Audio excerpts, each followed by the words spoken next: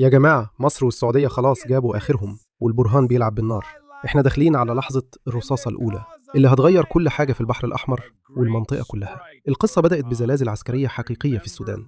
الجيش السوداني نفذ أكبر وأضخم اجتياح بري شامل من شهور، وسحق خطوط إمداد الدعم السريع في ولايات شمال وجنوب كردفان ودارفور، لدرجة إنه دمر مجموعات قتالية كاملة واستولى على عربات زيرو.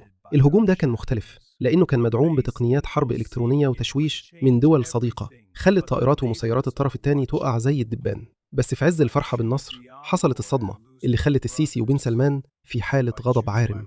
وفد من الحرس الثوري الإيراني وصل سرا لمدينة بور سودان وقابل البرهان ومعاه قادة إخوان السودان المصنفين إرهابيين عند أمريكا.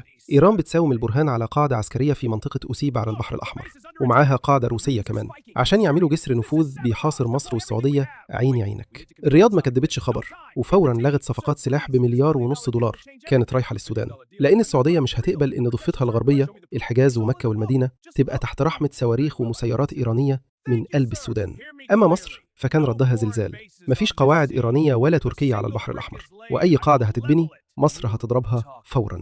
إيران عايزة تحول البحر الأحمر لساحة حرب عشان تقفل باب المندب وتخنق قناة السويس، وبكده تحول أهم ممر ملاحي في العالم لحمامة سباحة، وتعطل مليارات الاستثمارات في المنطقة الاقتصادية للقناة. البرهان بيلعب لعبة حرب الوكالة بين الكبار، وناسي إن مصر مش هتسمح للسودان يبقى لبنان تانية. ولو لازم الأمر مصر هتطلق رصاصتها الأولى عشان تحسم التهديد ده في يوم واحد. تفتكروا البرهان هيلحق يرجع عن فخ الملالي قبل فوات الأوان، ولا المنطقة هتولع؟